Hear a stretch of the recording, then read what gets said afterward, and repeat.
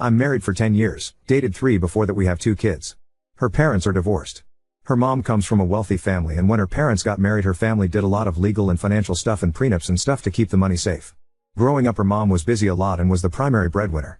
Her dad really was the one who raised her. He was the one who took her and picked her up from school, who helped her with her homework and went to her shows, plays, games, etc. When she was 12 it turned out her mom had been having an affair and it led to her parents divorcing. This is where her mom's family's money comes in. They were able to afford very good lawyers and her money had already been locked up tight, so she wound up with custody and he left the marriage with not very much to his name, and since he had spent so much time raising her, he had neglected his own career. He struggled after that.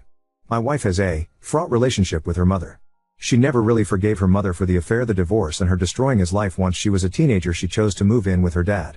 So that's a bit of background. She remained close to her dad to this day. He's been an active part of our lives and he spends a lot of time with our kids, who both love him, but he's been struggling. COVID was really hard for him because he really couldn't work. He fell behind on his bills and he's been struggling to catch up ever since. He's now about to be evicted. My wife wants him to move in with us. She says it's absolutely unacceptable to her for him to be homeless when we have a basement we can move him into. Thing is, the basement is my space. It's set up to be my retreat and she now wants to turn it into a bedroom for him. We've been arguing about this because she says she won't allow him to be homeless, and my point is he won't be homeless. He has a place he can go with his sister, but she lives on the other side of the country. My wife hates that idea. She says she wants him to be a part of her and our kids' lives and not on the other side of the country. He's not a bad guy, I don't hate him or anything, I just want some space for our family. My wife's position is that he is family, and he can help with the kids. She's accusing me of caring more about my man cave than the well-being of her father. That's an exaggeration. He isn't going to be homeless, he can move in with his sister. This argument is starting to become pretty ugly now, and she's threatening to take the kids and move out to find a place with him if I won't agree to let him move in here. I resent that threat. I'm starting to wonder if this is really a hill I should die on. On the other hand, I'm shocked and angry that my wife seems ready to throw away our whole marriage over this. My wife doesn't work on call in a high-pressure job as a surgeon like I do. She doesn't need a space to unwind after she loses a patient like I do. Husband, I haven't spoken to or seen my dad in 22 years. I could not care less if he was homeless, and I wouldn't piss on him if he was on fire. For all I know he could be homeless now and I'd just laugh and tell him he deserved it. I don't plan to see my father again until he's in his coffin. And I'll only go to his funeral and deliver a eulogy to remind everyone what a garbage person he is. Update 1. Just so everyone knows whose side you're all taking here. She's a spoiled rotten princess who grew up with a silver spoon in her mouth. Everything she has was given to her. Between my salary and the trust fund her grandparents left her, she doesn't need to work, but she does anyways and complains she needs her dad's help with the kids. I'm a surgeon and she's an interior designer. Which one of us contributes more to humanity? She's a shallow, vapid woman who decorates houses while I'm saving lives. My husband, ND, is a surgeon. And according to him he's the most important person in the world. A god among men who casually determines life or death and is far, far too important to be bothered by the trivial concerns of us mere peons. Concerns like maybe you should spend some time with your fucking kids. But oh no. You see, he works so hard and has so much pressure that when he's home he has to be sequestered from the annoying sounds of our girls playing or being happy to see him. My dad has picked up the slack. He's been the one that's changed their diapers. I drop them off at school and go to work. Dad picks them up and stays with them till I get home. My dad was the one who taught them to ride a bike. My dad is the one who shows up to the plays and dance recitals. He's the one that helps with the homework. My dad is the one who dresses as Santa. My dad is the one who does the Easter egg hunts and the tea parties. My husband is far too important for any of that. And despite the fact that my husband has absolutely no interest in our kids, he is still pissed that the kids are closer to my dad than him. So my dad is now struggling financially. We have the means to help him. But my husband doesn't want to. He'd rather see my dad move to the other side of the country and removed from our kids' lives. I put my foot down and he goes on to Reddit to whine about it. Well, now I'm here too, dear. You want to whine about our marriage on Reddit? I can do it too. Wife, the kids love him. He's been a daily fixture in their lives since they were born. They know him better than they know their father. I'm not a stay-at-home parent. I also have a job. I'm also the only parent in this marriage. Everyone acts like I'm not working full-time too. But I still manage to make time for the kids. I get the kids up and dressed for school. My dad picks them up and stays with them until I get home. Kids get out at 3, I'm home by 6. My dad is there to pick the kids up and stays till I get home. Husband, ND, has no parts in this. Wife, I've heard this before but nothing ever changes. He complains and then tells me he has to go out of state to some medical conference and we'll talk about it later, and we never do. He just text messaged me now. I have surgery, we'll talk about this tonight. Yeah, he always has surgery when we need to talk about this. It's like clockwork. It never fails. Wife, everyone keeps acting like it's all his money. Well, it isn't. I work too, and my family helped us with the house and his medical school debt. I'm done. This isn't about the man cave or the space and you know it. We have the money to help my dad, we have a 7-bedroom fucking house with a pool house and a movie theater. This isn't about space or money. This is about you being petty and jealous that the girls are closer to my dad than you. Get this through your thick fucking head. That's your fault. For 9 years everything else in your life has been more important than the girls. You work 70 hours a week and when you're not at work you go golfing with the people you work with, or you're at a medical conference with the people you work with, or you're dragging me to some fundraiser with the people you work with. When you are at home you need to sequester yourself because the sound of my children playing annoys you. You seem to conveniently forget that they're your children too. You only seem to remember that part when I want to move my father in to help me with our girls. It's amazing how you can be so smart and so fucking stupid at the same time. You're upset the girls love dad more than you. And you're such a petty and small man that your solution is to ship him off out of their lives and break our girls' hearts. But you don't plan to actually be a part of their lives. You just want my dad gone. I won't fucking let you take him out of their lives. The family is me, the girls and my father. Your family are the people you work with, and you're married to your job, not me. Well, you can have it. Aunt, come home. I'm done trying to make this marriage work. I'm done begging you to be a father. The girls won't miss you anyways. You've never shown an interest in their lives and I am done letting you hurt and neglect my children. They deserve someone in their lives that loves and cares for them and shows interest in them. You don't. Update 2. He said awful things. Just awful. About me, my dad and the girls. After he left, I talked to my mom. We have a difficult relationship, but if there's one person I want in my corner going into the divorce, it's her. The divorce is happening. I saw an attorney my mom recommended today. I'm really glad I went through with that prenup my mom wanted when we got married now. At this point I won't speak to my STB ex-husband. My lawyer is doing my talking for me. I'm exhausted. Thank you everyone for all the support. It helped to read the comments and know people supported me. He made me feel so small and stupid yesterday, and he said awful things about our girls. I'm not mad anymore. I'm just heartbroken. Our girls deserve better than this. I really wanted better for them. I just wanted to have a family and a nice home. Now I'm just going through a divorce like my parents. I never wanted this. I tried so hard to keep this all together so we didn't wind up here. But I failed. Oop, when I met him he was in medical school and working as a paramedic. He moved into my apartment and I covered the expenses so he could quit working and focus on medical school full time. He didn't have a problem with me being an interior designer then, and he didn't resent my trust fund when it was paying for our apartment. What was his self-admitted reason for marrying you? Oop, you have to understand that this was not about space or money like he claimed. His goal was to get my father out of our lives. My dad leaving our lives was the solution he wanted. Any solution that kept him in our lives he had a problem with. He wasn't like this when we met. And in defense of my mom, for as difficult as things have been with us over the years I don't question that she loves me. We've had our differences and our fights, but when I need her she comes through like she is now and like she did with the wedding, and God bless her for her foresight and having the prenup made. What she did to my dad will never sit right with me, but she's in my corner and right now I'm glad to have both my parents in my corner. I don't want the girls living with someone they are afraid of. It was only tolerable because of how little he was around. Oop, I don't think my failure was in having my kids with him. It was in keeping this marriage together and giving him a home and family he actually wanted to come back to. Update 3. Hi everyone. I'm back. My husband is now my ex-husband. Our state you only need 30 days between filing and judgment. We both agreed divorce was best. He moved out New Year's Day and has never been back. My original post sorta went viral. It was reshared on TikTok and on Facebook and our family and friends wound up seeing it. My lawyer recommended I stop posting about the divorce until it was finalized. Well, the divorce is now done. After he moved out we both retained our lawyers and most of the divorce was handled through them. We didn't speak much until we went into final arbitration and signed the agreements to bring to the judge. About a week after I retained my attorney, I had my attorney, his attorney and some movers meet at my house to inventory everything that belonged to him, including in his man cave, pack it up and ship it out to a storage unit his lawyer arranged. I didn't want to give him any reason to come after me for anything. I know people wanted me to nail him to the wall, but I really didn't want a long and bitter divorce. He wanted to go, I wanted him gone, and we both wanted it to happen as soon as possible. Turns out he was offered a job in another state, and he wanted to take and was itching to get out of here. We both had prenups that made the division of assets pretty painless, and he had no problem with giving me full custody and paying child support. I didn't need or ask for spousal support. Honestly, how little he fought for our girls was the part that hurt me the most. The biggest disagreement we had was with the house. My mom stepped up to buy him out of the mortgage payments he put down so that me, the girls and my dad wouldn't have to move. He really wanted this done as fast as he could so he could ride off into the sunset with his affair partner and take his new job. And that's exactly what he did. He got the ending he wanted. Free of me and the kids and free to be the world's best surgeon or whatever. Mom and dad both came through for me in big ways. Mom is a lawyer herself and she had set up the house and my other assets to be protected. She also was the one to get me my lawyer. Dad moved into the pool house and that's where he's going to stay. My dad is going to enjoy his golden years being pop to our girls and dad to me. I'll make sure he won't have to worry about anything.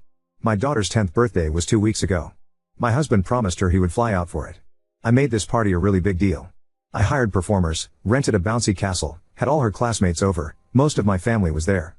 My mom and dad were able to be in the same place and not fight. We had a really great time. And he never showed up. She got a card from him the day after her party with a lame apology and a $500 gift card. I asked her if she was okay and she shrugged. She had a great time at her party and didn't expect her dad to show. She knows he doesn't love her. That's what she told me. She wasn't really upset about it either. She's 10 years old and already expects him to disappoint her. It breaks my heart. But she's a trooper and she didn't let it stop her from enjoying her day.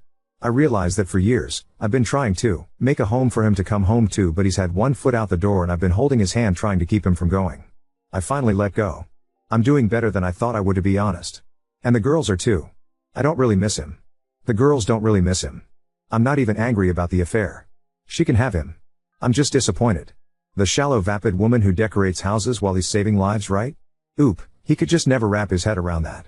That I wanted to work, that I like my career, that I have relationships with clients and contractors and vendors and an office staff. It was a constant argument with us. There were multiple stressors that broke our marriage. This was a big one. His steady insistence I quit my job, close up my business and stay at home. But, I'm also a lazy, entitled, spoiled rotten princess. So who the fuck knows? Oop, things with my mom are getting better. And amazingly, things between my mom and dad are getting better as well. They both showed up for my daughter's 10th and didn't fight or make catty remarks to each other or side-eye each other, or glare or any of it. I said it in another comment, but ironically my marriage dissolving has done more to heal the rest of my family than anything else has. My ex-husband was never a very present father. He's a surgeon and spent most of his time either working or doing something with his coworkers. He was rarely ever home, and when he was, he mostly wanted to be left alone to hang out by himself in his man cave. He didn't like the girls being loud or playful because it disturbed him. Our daughters have always walked on eggshells around them and has never taken much of an interest in their lives. So, we just finalized our divorce. He couldn't wait to get out of the marriage. He wanted to be done with this marriage and our kids so he could take a new job in another state and live with his affair partner. I asked for full custody, and he was relieved. He didn't want custody, he didn't fight at all for them. He hasn't even seen them since the day he moved out 2 months ago. He's gone now in another state, and my oldest had her 10th birthday about 2 weeks ago. I threw a really huge party for her. I made it a really big deal and he promised her he would be there. He never showed. We get a card with a lame apology and a gift card from him a day after her birthday. I felt so bad for her, and what makes it worse is, she wasn't even upset. I asked her how she felt about it and she shrugged. She said she wasn't surprised, and that dad didn't really love them. What the hell do I say to that? I'm at a loss for words because, I don't believe he loves them either. Do I lie to them? Tell them of course he does, Hess just busy. What do I tell her? The truth? No, he doesn't real love you? I have no idea what to say to my girls. Should I even bring it up? Just not talk about it at all? Just leave the fact that their dad doesn't give a shit and has pretty much abandoned them? Just carry on as usual, because let's be honest, he hasn't been a part of our lives for a long time. He never really was. Not that much has changed for the girls besides the fact that they don't need to walk on eggshells for the 1 or 2 days a month he was even at home. I just don't know. Both the girls are in therapy now. We all are. Maybe this is something I should bring up there. Now on to second story. Took in my late friend's beloved but aggressive cat, and now it's trapped in my garage, trying to dodge my territorial dog. 2 days ago, a good friend died. I'm not going into specifics. He was old, he was on oxygen, and he could barely move around. One of the few things he had going in his life was his cat, which we'll call Satan for now. He loved that cat, and while the animal was around him it seemed to be polite enough not to try attempted murder. When I got the notice my friend was in the ER, I met with his son there, and by the time we got there it was too late. I knew his cat was one of the few things he cared about and offered to go to my friend's apartment to feed it. He declined, saying he'll get to it later. The next day, he asked if I would be willing to take the cat. Not gonna lie, I said yes because I loved my friend and because I didn't want the one thing that kept him constant company on his last days to get outdone. I went to my friend's apartment and tried to get the cat into a pet crate, and the animal fought so hard against me that it both broke the crate's door and shit itself. I bought a jumbo crate, 3x3x4, with 2 levels and put it in my garage, with a litter box and some food inside the crate. I know this is not an ideal accommodation for Satan, but I don't know where else to put him. My brother-in-law suggested releasing it into the wild. Satan lived its whole life in my friend's apartment and I don't know how it'd fare outside. I have a dog, to boot. A very excitable, very curious, very old, very territorial Jack Russell/Rat Terrier mix. I see no way of letting Satan into the main side of the house without an accident occurring. I can't let Satan roam free in the garage because it 1. Will destroy my brother-in-law's tools. I've seen it go through furniture like a wood chipper. 2. It will go into the attic of the house which has a bunch of loose insulation, and if it shits in there the smell will stay in the rental house forever. And 3. Someone will inevitably leave the garage open where it'll escape. I don't know what to do. Satan's been here less than a day and all I know from it is hissing and defensive shitting. Update 1. After 3 days of keeping Satan in the crate, I realized 2 things. 1. That if I was kidnapped by a random guy coming into my house and brought to a new place, then kept in a cage 24/7, I wouldn't be too friendly either. And 2. That I can't keep a cat in a cage indefinitely and just hope the situation magically improves somehow. Besides, I'm kind of tired of getting my hands fucked with every time I try to feed him.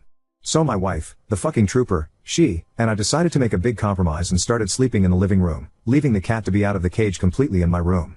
The first 3 days, he would either run under my bed or into my closet and stare at me with wide eyes while making low guttural noises. On the 4th day, I decided I would start to talk to it, mainly out of frustration, and start explaining to Satan that although I get it, he needs to chill the fuck out.